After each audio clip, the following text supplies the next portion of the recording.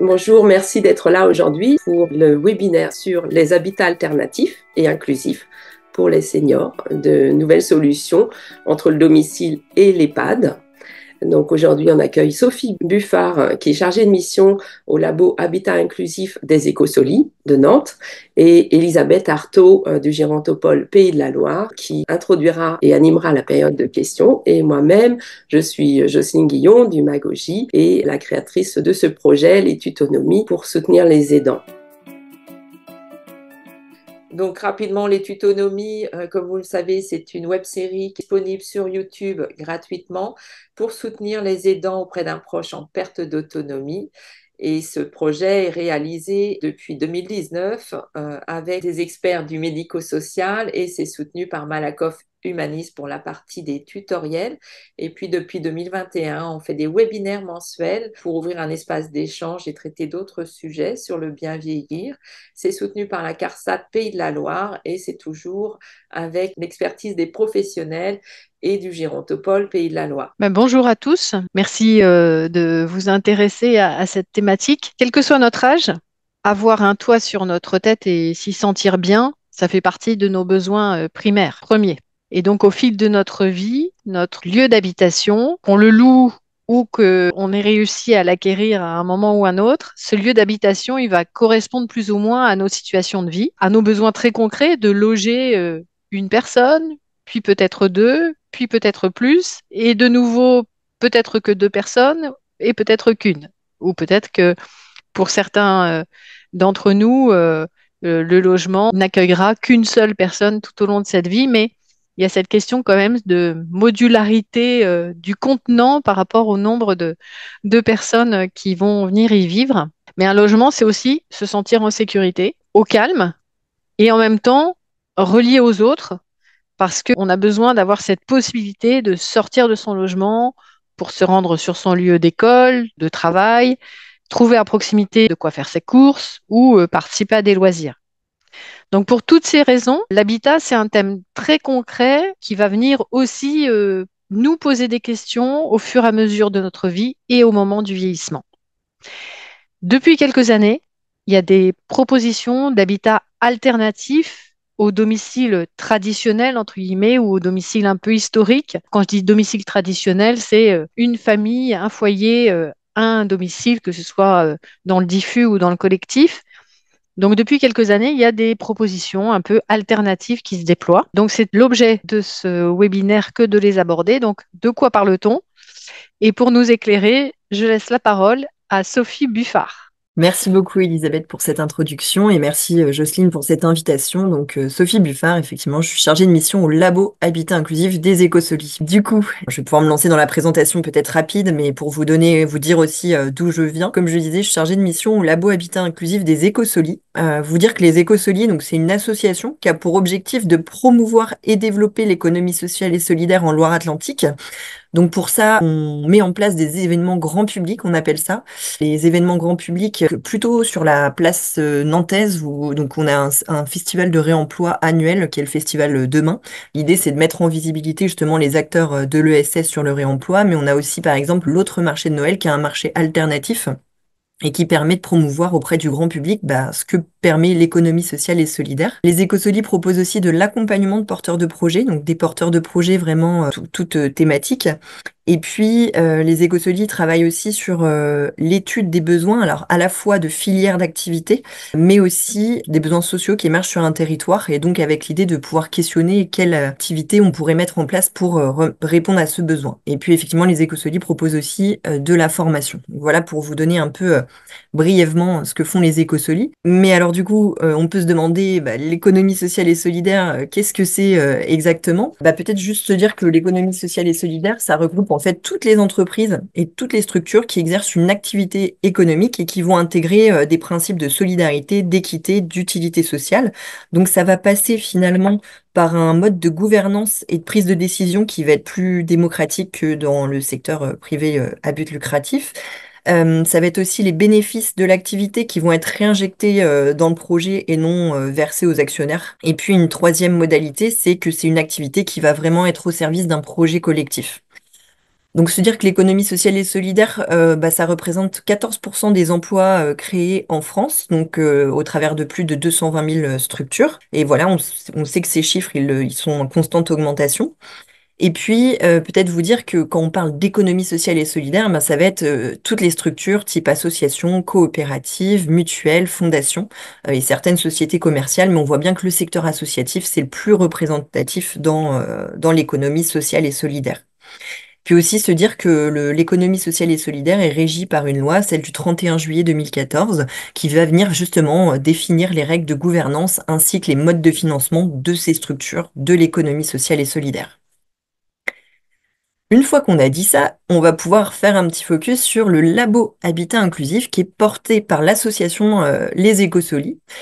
Et là, vraiment dans cette optique justement d'aller explorer les besoins d'une filière, c'est comme ça qu'est né ce labo Habitat Inclusif, avec l'idée d'aider justement au développement de ces habitats alternatifs dont parlait Elisabeth en introduction, qu'on voit émerger parce qu'ils vont répondre à différents besoins. Et donc, on voyait bien que pour déployer ce type d'activité sur le territoire, il y avait vraiment un besoin que les acteurs ils puissent se rencontrer. Tous ces acteurs qui étaient susceptibles de contribuer au développement de ces habitats. Donc, on parle des collectivités, on parle des porteurs de projets, on parle aussi des acteurs de l'immobilier qui n'avaient pas forcément cette coutume de travailler ensemble. Et donc, pour bien travailler ensemble, qui avaient besoin de mieux se connaître, de voir les impératifs, les freins, les difficultés des uns et des autres. Donc ça, c'est un de notre axes de travail. Un deuxième axe de travail, c'est sensibiliser à ces nouvelles formes d'habitat. C'est notamment l'objet du temps d'aujourd'hui. L'idée, c'est de porter à la connaissance du plus grand nombre de ces différentes opportunités qui répondent à des besoins différents en fonction des souhaits de chacun. Et puis, on voit bien qu'il y a aussi besoin d'accompagner les structures ou les porteurs de projets qui souhaitent mettre en place ces habitats. Comme je vous le disais, les Écosolis, ils ont une expertise sur l'accompagnement de porteurs de projets, toutes thématiques, mais on voit bien que sur un projet d'habitat, on est sur des projets qui vont être dans une temporalité plus longue, et puis avec des expertises assez fines et différentes sur différentes thématiques. Donc, c'est aussi notre troisième axe de travail. Par contre, bien vous dire que le labo Habitat Inclusif, nous, on ne gère pas d'habitat alternatif, quel qu'il soit, donc inclusif, partagé, participatif.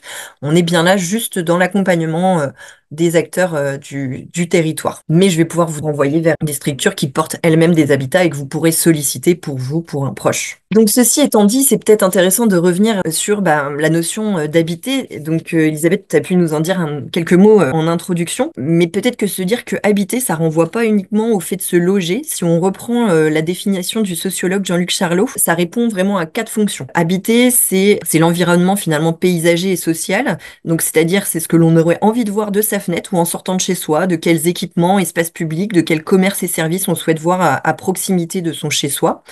Habiter, c'est aussi le logement à proprement parler, ce qui définit en fait les qualités architecturales, l'équipement, ainsi que les possibilités d'évolution finalement du logement. Habiter, c'est aussi la sécurisation de la vie au domicile, c'est-à-dire en fonction des besoins de chaque personne, quelles prestations humaines, quels équipements on peut ajouter à son logement. Et puis enfin, habiter, c'est aussi la configuration du mode de vie, donc c'est-à-dire les modalités de vie qu'on souhaite. Est-ce qu'on souhaite quelque chose de plutôt indépendant, de plutôt communautaire? Il y a différentes nuances possibles. Donc, habiter, c'est ces 4 fonctions-là.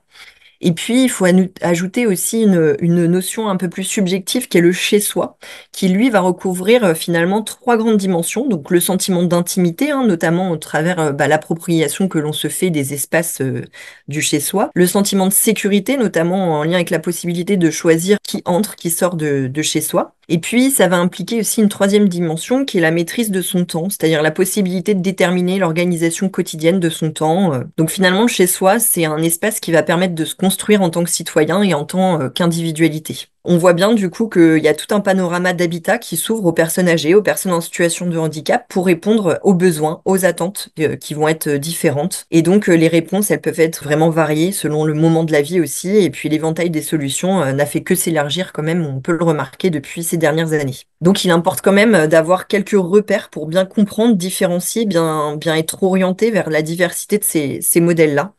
et puis d'observer aussi les différentes évolutions qui sont en cours. Alors peut-être pour compléter cette petite introduction, se dire quelques constats qu'on a pu repérer. Alors si on s'attache à la Loire-Atlantique, mais pas que, nous on observe en Loire-Atlantique que les personnes de plus de 60 ans ont augmenté de 22% entre 2010 et 2018 et qu'à l'horizon 2035, il y aura 6700 personnes de plus de 60 ans par an.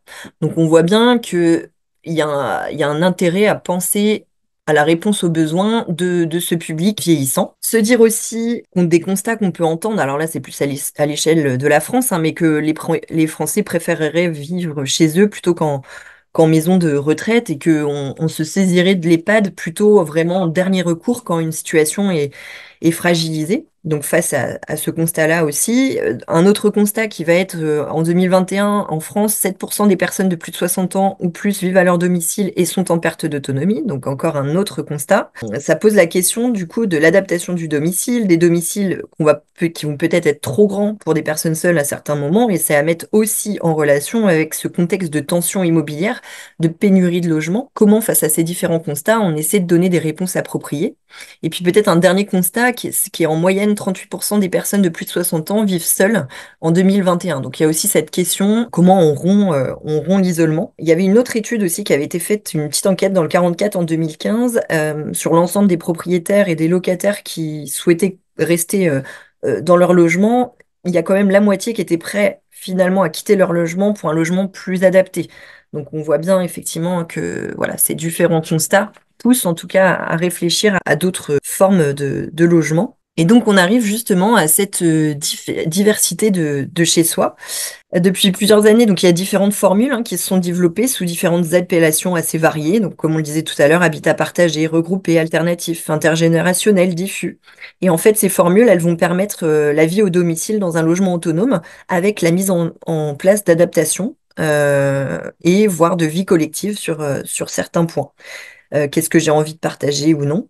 Et donc ces différentes formes de logement, euh, elles peuvent constituer des habitats inclusifs si elles répondent à la définition posée par la loi Elan qu'on verra un peu plus tard, mais de se dire que voilà, on a vraiment un panel de l'habitat ordinaire, les autres formes d'habitat qu'on va aller un peu creuser, et puis les établissements médico-sociaux qui répondent eux aussi à différents besoins. Voilà, il n'y a pas une solution pour une personne, mais bien un panel pour répondre à une diversité de besoins et des besoins qui évoluent. Donc, si on fait un focus sur les différents habitats collectifs, on va essayer de détailler aujourd'hui plus l'habitat participatif, l'habitat inclusif et puis l'habitat partagé.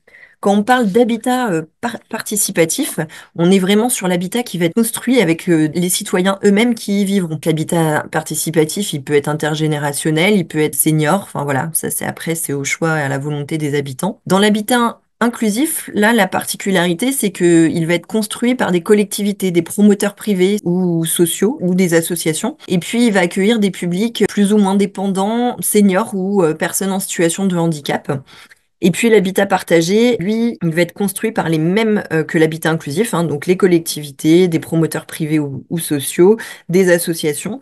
Et puis il va être destiné plus à des publics autonomes. Donc là, on voit bien qu'on a trois types d'habitat collectif qui vont se distinguer finalement par celui qui va construire et ceux qui vont habiter. Donc le principe quand même, c'est que ces personnes, dans ces trois cas-là, elles décident de vivre ensemble dans un logement avec des parties communes qui vont être prépondérantes. Sur l'habitat participatif, donc c'est des projets qui sont menés par vous, moi, enfin des citoyens lambda qui décident voilà de communément avoir un habitat participatif avec des espaces communs. Peut-être pour faire un retour d'expérience sur la Loire-Atlantique, c'est vrai que je vais plus parler de ce territoire-là vu que c'est notre territoire d'intervention. Je pense à un projet d'habitat participatif, l'Ilobi, dans le quartier République sur l'île de Nantes. Peut-être pour illustrer voilà le projet, les prémices, le moment où ils ont commencé à en parler, c'était il y a maintenant 10 ans. Et donc là, le projet n'est pas encore tout à fait ouvert. Donc, faut se dire que dans ce type d'habitat participatif, il y a aussi des potentialités que le collectif d'habitants initiateurs bouge parce qu'on voit bien que dans la temporalité, c'est quelque chose de très engageant. Et donc, dans cette idée d'habitat participatif, les habitants, les citoyens, les citoyennes, ils sont vraiment dans une démarche de partage de valeurs communes et on est vraiment dans une démarche citoyenne. J'irai pas plus loin forcément sur l'habitat participatif. En tout cas, je vous invite à aller vers l'interlocuteur référent en France qui est Habitat Participatif France et notamment sur leur chaîne chaîne YouTube, ils ont différents témoignages qui vous permettront d'illustrer plus précisément par des habitants eux-mêmes, en fait, en quoi consiste l'habitat participatif. Alors, l'habitat inclusif, on en a dit 2 mots tout à l'heure. Donc là, effectivement, l'habitat inclusif, donc il existait avant la loi Elan qui vient vraiment lui donner une forme juridique, hein. Mais en tout cas, dans l'habitat inclusif, il y a différentes formes d'habitat. Donc, on va essayer d'aller voir et où on va aller entendre quelques témoignages vidéo. On voit bien que l'habitat inclusif, ça constitue une forme d'habitat complémentaire au domicile. Donc, comme tout à l'heure, on disait le logement ordinaire et à l'accueil en établissement hébergement. On est bien sur des petits ensembles de logements qui vont être indépendants, qui vont être caractérisés là encore par la volonté des habitants de vivre ensemble. Donc ça veut dire que ces collectivités, ces associations qui vont porter ces habitats, elles peuvent pas faire ça sans avoir investi le collectif d'habitants dans le projet. C'est vraiment ça qui est un fondement. Donc cette volonté des habitants de vivre ensemble par des espaces de vie individuels, mais aussi qui vont être vraiment associés à un espace de vie partagé et toujours dans un environnement adapté qui permet en fait de maintenir au maximum et de déployer l'autonomie des habitants. Donc c'est pour ça qu'on parle d'un public plutôt destiné aux personnes âgées, aux personnes en situation de handicap. Il y a vraiment cette notion de soutenir l'autodétermination des habitants. Et puis dans cet habitat, les habitants, ils peuvent disposer d'une aide pour la vie partagée. Donc c'est une demande qu'on fait auprès des conseils départementaux. C'est chaque habitant qui fait sa demande. Et ça permet de financer un professionnel qui va justement animer ce collectif d'habitants, qui va proposer des activités communes, qui va soutenir ce maintien de l'autonomie dans le logement. Peut-être si on passe à quelques exemples, pour les habitats inclusifs, il y a des maisons partagées. Donc là, je vous invite peut-être à aller voir. Alors ce que je présente, c'est vrai que c'est plus focus Loire-Atlantique parce que c'est un territoire que je vais davantage connaître. Mais évidemment, c'est non exhaustif. Par exemple, pour la maison partagée, je vous invite à aller voir ce que fait Acopa, notamment avec une maison qui est ouverte à Orvaux, où là, la maison partagée, concrètement, c'est chacun a son petit studio et il y a des espaces de vie commune avec une cuisine partagée, un salon partagé. Voilà, ça c'est une forme. Et puis là, on va aller aussi explorer une autre forme qui est la commune de Chaumenray en Loire-Atlantique. Chaque personne, là, pour le coup, a son appartement et du coup, il y a des espaces de vie communes. Et donc là, on a un témoignage d'habitants de cet habitat inclusif à Chaumenray.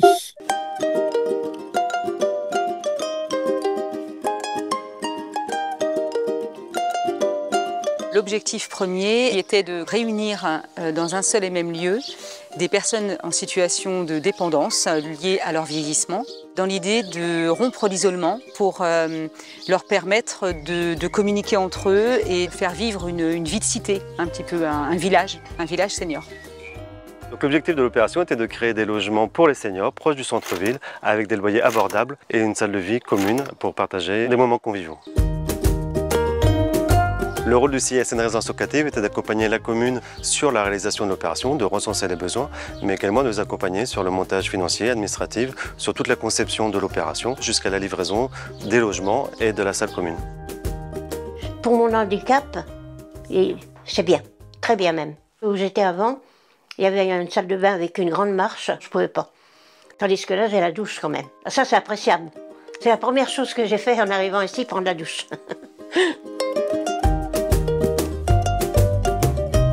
L'intérêt de cet emplacement, c'est la proximité avec tous les services. On a tous les services et les commerces de proximité qui sont à 2 minutes à pied de l'opération. C'est pratique d'habiter dans le bourg. Avec mon déambulateur, je pourrais aller chercher mon pain.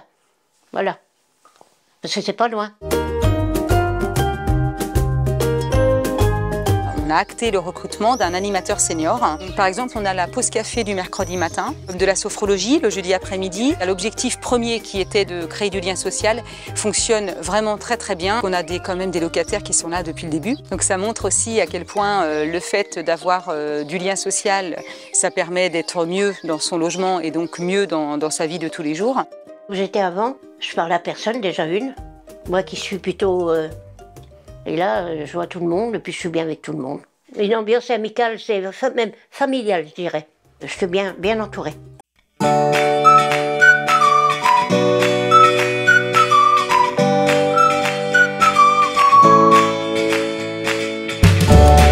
Une finalement maison partagée, mais voilà, chacun a son petit logement et donc ses espaces communs. Voilà, je pense que pour en parler, il n'y a pas mieux qu'un témoignage. Vous dire aussi que dans les habitats inclusifs, il y a d'autres formes d'habitat que vous avez certainement entendu parler, mais qui existe aussi.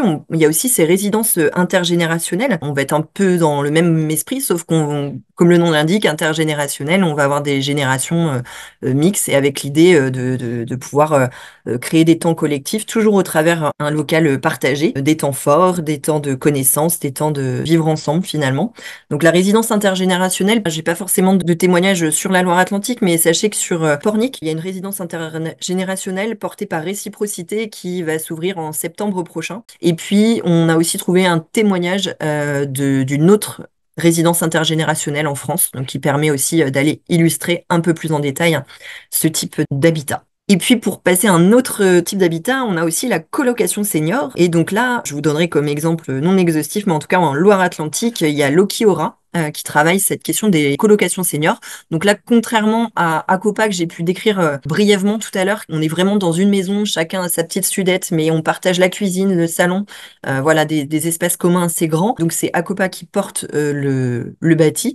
Là, Lokiora, ils vont être plus sur l'accompagnement de colocation senior. Donc ça veut dire que concrètement, chaque senior qui est dans le logement, il a un bail direct avec le bailleur social ou un bailleur privé.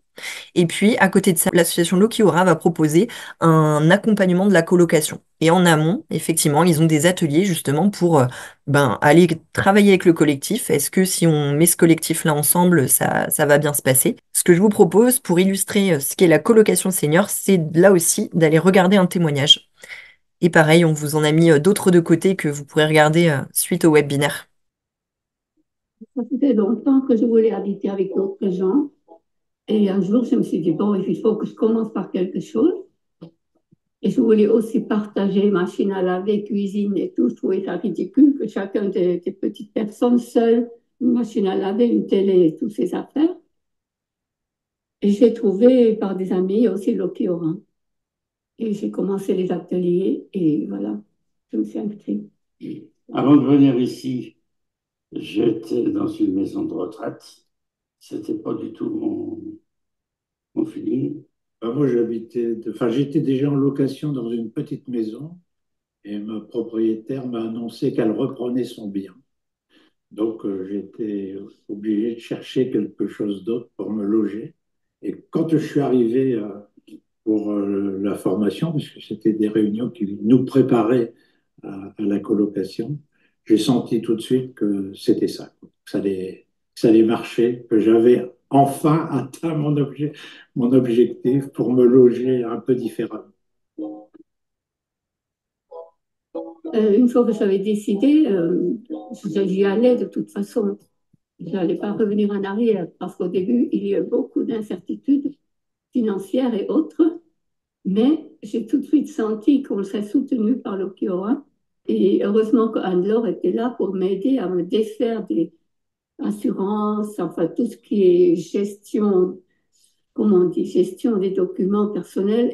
Elle m'a beaucoup aidé. Je pense que tout le travail que nous avons fait avec Lokiora nous a beaucoup aidé. Enfin, moi, ça m'a beaucoup aidé pour prendre conscience de tout ce qu'il y avait à faire pour cheminer. Et puis après, ils nous ont permis aussi de faire connaissance entre nous. Au départ, on était une petite dizaine, et puis au fur et à mesure, on s'est retrouvés à 4. Le formidable de notre vie ici, c'est que nous créons notre vie.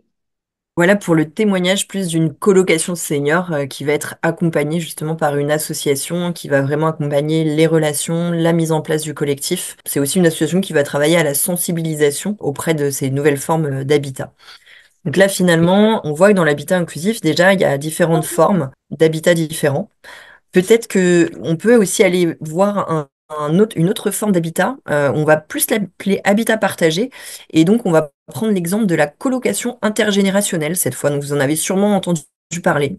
C'est souvent, on voit des étudiants ou alors des travailleurs, cette crise de l'immobilier, ont du mal à se loger et du coup, à côté de ça, des seniors qui sont autonomes, mais voilà, qui ont une maison assez grande en fait, où ils ont des chambres qui vont plus forcément servir. Et du coup, l'idée, c'est de faire se rencontrer ces deux types de demandes et voir un peu ce que ça peut créer au quotidien pour les habitants. Et donc là, je vous propose d'aller voir deux retours d'expérience, donc de deux colocataires qui vivent ensemble sur Angers et qui sont accompagnés par l'association Le Temps pour toi. Maintenant, c'est un autre duo que je m'apprête à rencontrer. Elles vivent ensemble, elles sont colocataires jusque-là. C'est assez classique, sauf qu'il y en a une qui a 18 ans et l'autre 84 ans. Elle s'appelle Mathilde et Marie. Elles ont choisi de pratiquer la cohabitation intergénérationnelle. Ça m'intéresse de savoir comment ça se passe. On est loin du centre-ville, là? En bus, 10 minutes. Ok. Ça fait 55 ans que je suis là. Là, j'ai connu tout mon plaisir se construire, quasiment. Ouais. Aujourd'hui, elles ont rendez-vous avec Céline de l'association Le Temps pour toi qui les a réunies. Régulièrement, elles se retrouvent toutes les trois pour faire le point sur leur cohabitation et vérifier que tout le monde y trouve son équilibre. En quoi elle consiste, cette association? Alors, l'association consiste en fait à se faire rencontrer deux générations différentes sous un même toit. Donc, l'une a besoin d'un hébergement, le temps de son projet étudiant. Et l'idée, en fait, c'est l'une met une chambre à la disposition de l'autre et l'autre assure une présence conviviale, rassurante auprès de cette personne. Savoir qu'il y a quelqu'un chez soi qui rentre le soir, qu'il y a quelqu'un qui dort à la maison.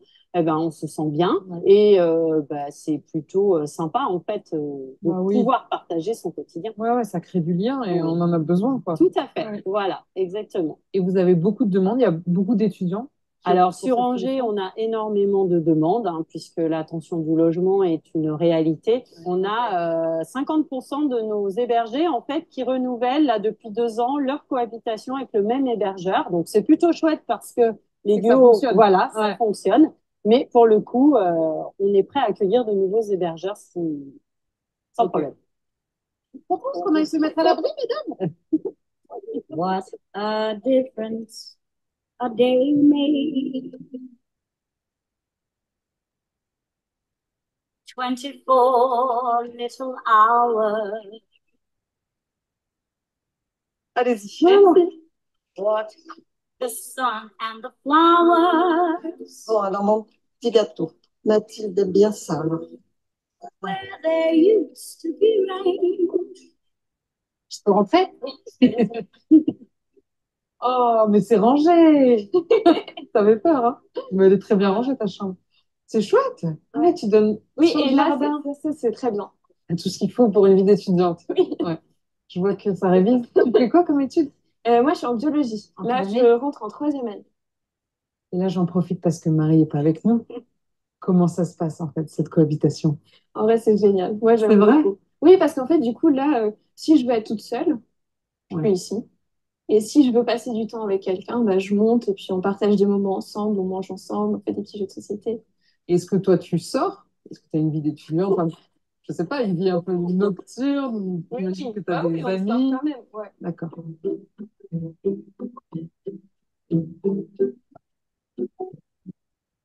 Vous avez des petits rituels comme ça, de boire un petit thé ou un petit café toutes les deux? Quelquefois, On oui. s'est quand même donné comme objectif de faire au moins un repas par semaine ensemble. D'accord. Voilà. Ok. Et autrement, est-ce qu'elle vous verse un petit loyer? Comment est-ce que ça se passe? Oui. Alors, il me donne 150 € pour le mois. D'accord, ok. Ce qui est plutôt avantageux pour toi parce qu'un loyer à 150 €. Oui. Je suis pas sûre qu'il y en ait beaucoup. Hein. Non, non. Et Mathilde, en quoi est-ce qu'elle vous rend service? Moi, c'est sa présence. Ah, il y a quand même quelque chose.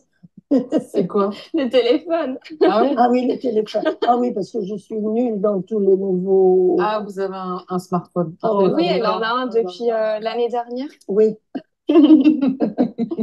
Mathilde, toi, elle vient d'où cette envie de vivre comme ça avec une personne de 84 ans? Moi, je viens d'une famille nombreuse, on est 5 enfants. Okay. Et j'ai toujours eu l'habitude d'être avec du monde, qui est du monde, que ça bouge dans la maison. Ouais. Moi, je suis l'aînée d'une grande famille de 7. D'accord. Alors, vous avez l'habitude de vivre un nombre aussi. Je sais ce que c'est qu'une famille. J'ai 2 enfants. D'accord. Et des petits-enfants? Et des petits-enfants. Qu'est-ce que t'en tires, toi, Mathilde, de cette relation-là? C'est une autre vision des choses, en fait. Et on arrive mieux à comprendre certains raisonnements aussi qu'avant on trouvait cliché, et puis on arrive mieux à se mettre à leur place et à comprendre que oui, les jeunes, on peut être embêtants des fois parce que il y a des raisons derrière. Ça me permet de mieux comprendre mes petits-enfants, justement. C'est marrant, ça. Non, mais si, c'est vrai. Oui. Du coup, Mathilde, tu te vois rester ici, toi, le temps que dureront tes études à Angers? Ah bah oui. Ouais. Ouais. Moi, j'aurais... Franchement, si je trouve un master sur Angers, je reste ici. Vous Et allez la voir sinon, pendant 10 ans. Elle va C'est rester là. encore Hein. possible. ah, bah, je sais pas. Mais sinon, vous déménagez et puis vous venez avec moi. Je crois qu'elle vous a adopté. Oui. Ça y est.